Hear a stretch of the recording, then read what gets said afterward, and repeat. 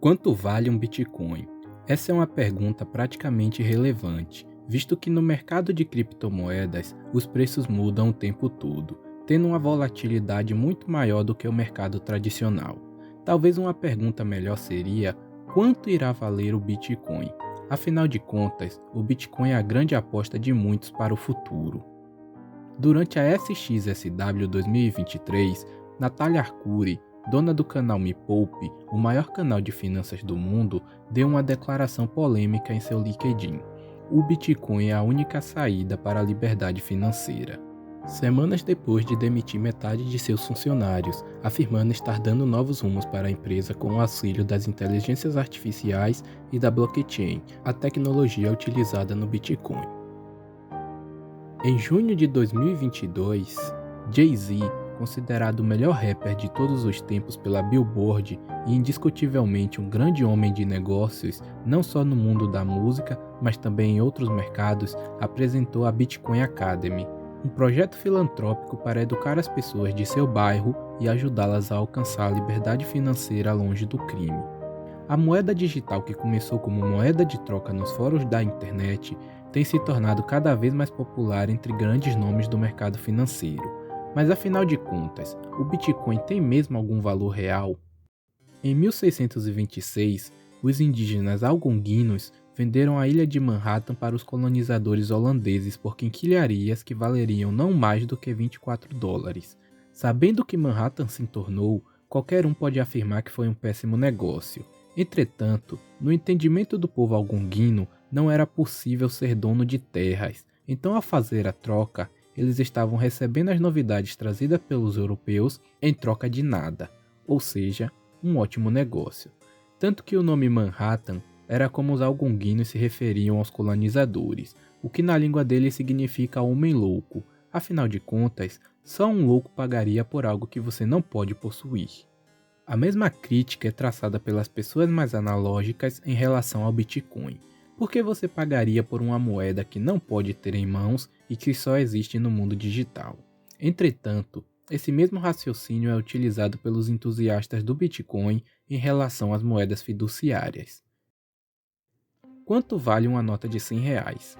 E uma nota de $1.000? Parece muito dinheiro, não é mesmo? Mas e se eu te dissesse que elas não valem mais do que qualquer outro pedaço de papel? Parece loucura, não é? Mas vai fazer muito mais sentido quando você entender a diferença entre uma moeda fiduciária e uma moeda lastreada. Num passado não muito distante, o dólar era uma moeda lastreada em ouro, ou seja, você poderia ir a qualquer banco dos Estados Unidos a qualquer momento e trocar suas notas de dólares pelo mesmo valor em pepitas de ouro. Isso significa que o governo dos Estados Unidos só poderia imprimir mais dólares se eles tivessem esse mesmo valor em ouro, pois no caso de todos os portadores de dólares decidirem ir até o banco trocar seus dólares por ouro, os Estados Unidos precisavam ter essa quantia nos cofres para pagar as pessoas.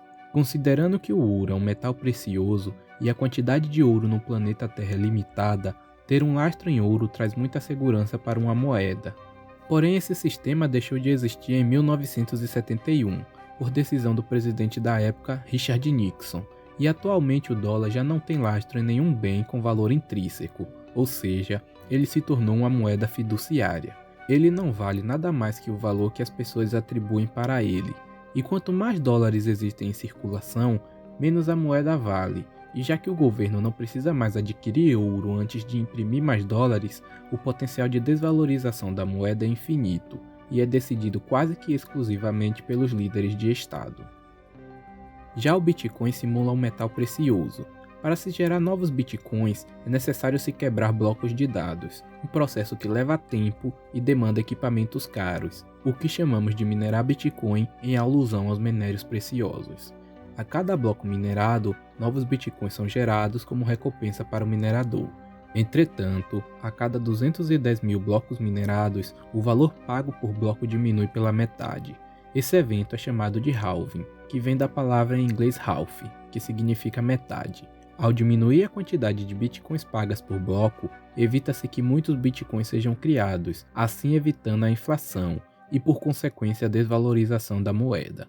E a mineração de Bitcoin também possui prazo de validade, pois não será possível gerar novos bitcoins quando atingir a quantia de 21 milhões de bitcoins em circulação, o que deve acontecer no ano de 2140.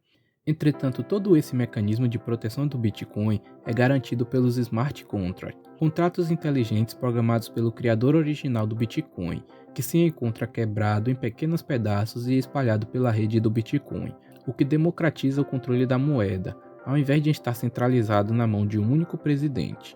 Portanto, a segurança do Bitcoin depende da sua confiança nesse contrato desenvolvido pelo criador do Bitcoin, que pode ser auditado por qualquer um, desde que tenha o conhecimento para isso, mas em teoria não pode ser alterado.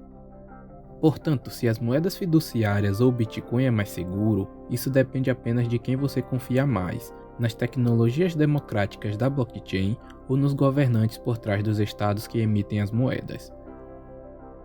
Porém, o valor intrínseco de cada moeda pode ser calculado. Afinal de contas, você pode ter uma boa estimativa do patrimônio de um país, e você pode ter uma ideia do quanto eles estão comprometidos em honrar seus compromissos, de acordo com o histórico do próprio país. E não é à toa que, por conta disso, o real e o dólar não possuem o mesmo valor.